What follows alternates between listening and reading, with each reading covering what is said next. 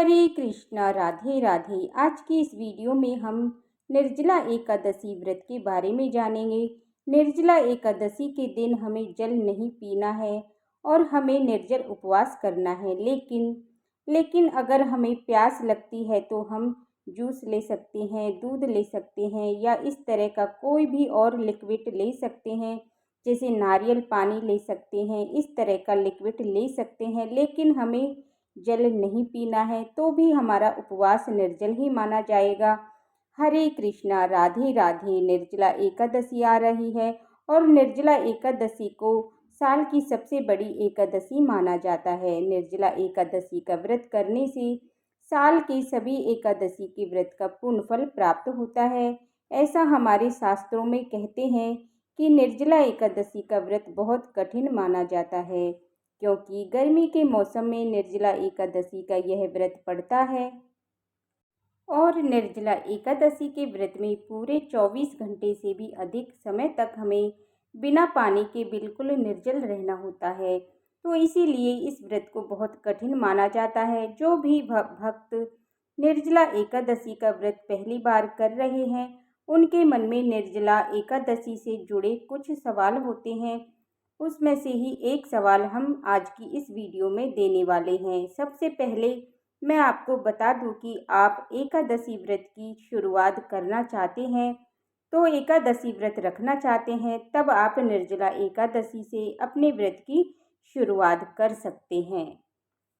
अब देखिए, जो पहली बार निर्जला एकादशी का व्रत कर रहे हैं, उनके मन में एक प्रश्न आता है कि निर्जला एकादशी का व्रत ही हम निर्जल रखना चाहते हैं, लेकिन क्या हम बिना पानी पिए रह पाएंगे? अगर हम पूरे दिन बिना पानी पिए नहीं रह पाए तो क्या होगा?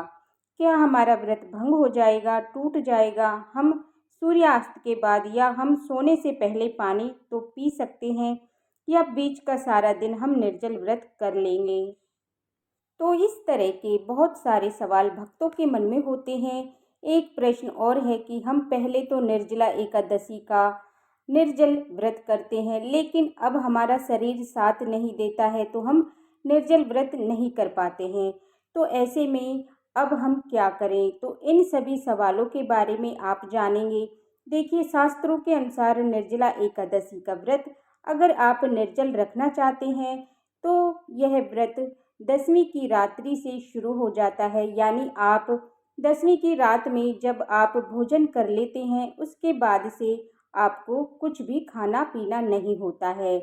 उसके बाद आप एकादशी के दिन पूरे दिन आप निर्जला उपवास करते हैं। फिर द्वादशी में पारण के बाद ही आप पानी पी सकते हैं, यानी कि अपना व्रत खोल सकते हैं। लेकिन आजकल तो इतना कठिन व्रत तो हर कोई नहीं कर पाता है, तो आप इतना कठिन व्रत नहीं रख सकते हैं, तो आप सूर्य उदय से पहले, जैसे कि ब्रह्म मुहूर्त का समय होता है, लगभग 4 बजे से ब्रह्म मुहूर्त शुरू हो जाता है, उससे पहले आप पानी पी सकते हैं। ब्रह्म मुहूर्त यानी सुबह 4 बजे से पहले आप बहुत सारा पानी पी लीजिए।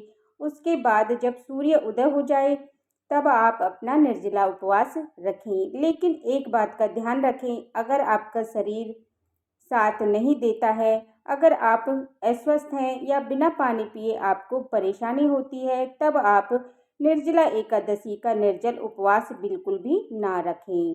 आप जैसे और एकादशी का हम फलाहारी उपवास रखते हैं, उसी तरह से इस एकादशी पर भी हम फलाहारी उपवास रखें।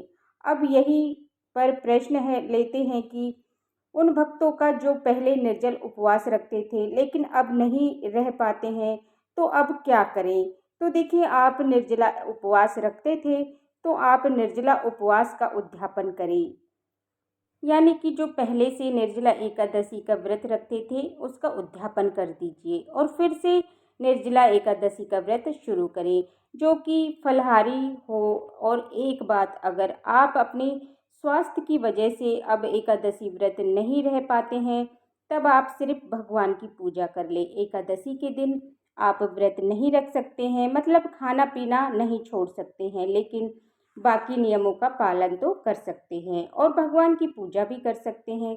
इससे भी भगवान अति प्रसन्न हो जाते हैं। जैसे कि एकादशी के दिन आप अपने घर में चावल का प्रयोग बिल्कुल ना करें, प्याज लहसुन ना खाएं।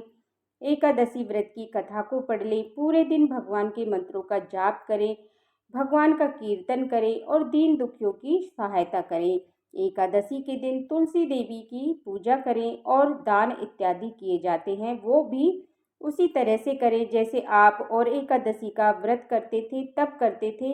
इससे भगवान प्रसन्न हो जाते हैं। और अगर आप एकादशी का उपवास आप पूरी तरह से नहीं रख सकते हैं तो आप एक काम और करें, आप एकादशी के दिन अन्न नहीं खाएं। एकादशी के दिन अन्न खाना वर्जित माना जाता है। एकादशी के दिन आप तीनों समय भोजन करें लेकिन फलाहारी भोजन करें। इससे भी एकादशी के व्रत के समान ही पूर्ण फल प्राप्त होता है। एकादशी के निर्जला उपवास से लेकर एक और ध्यान रखना है जो कि गलत है। कुछ भक्तों ने ये धारणा बना रखी है कि हमें जल नहीं पीना है और निर्जल उपवास करना है, लेकिन अगर हम प्यास लगती है तो हम जूस ले सकते हैं, दूध भी ले सकते हैं या इस तरह का कोई भी और लिक्विड ले सकते हैं, जैसे नारियल पानी हो गया, इस तरह का लिक्विड ले सकते हैं, लेकिन हमें जल नहीं पीना है तो भी हमारा उपवास निर्जल ही माना जाएगा। देखिए ऐसा नहीं है, अगर आपने निर्जल उपवास किया है तो आपको पूरी तरह से निर्जल ही उपवास करना है। अगर आप पूरे दिन का निर्जल उपवास नहीं रख सकते हैं तब आप फलाहारी उपवास भी संकल्प करें।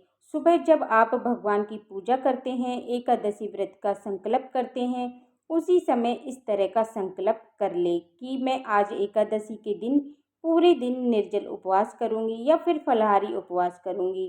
तो इस तरह से आप संकल्प कर सकते हैं।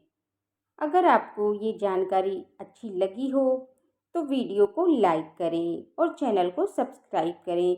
अगर भक्तों के मन में कोई प्रश्न हो तो उसे कमेंट बॉक्स में आप पूछ सकते हैं और कमेंट बॉक्स में ओम नमो भगवते वासुदेवाय नमः अवश्य लिखें या हरे कृष्णा जरूर लिखना ना भूलिए और बेल आइकन बटन को प्रेस करें जिससे कि आने वाली हर वीडियो का नोटिफिकेशन आप सभी को समय पर मिलता रहे। ऐसी जानकारी पाने के लिए हमारे चैनल को अवश्य सब्सक्राइब करें। देखने के लिए बहुत बहुत धन्यवाद। फिर मिलती हूँ आपसे अगले वीडियो में। तब तक के लिए राधे राधे, हरे कृष्णा। ओम नमो भगवते वासुदेवाय नमः।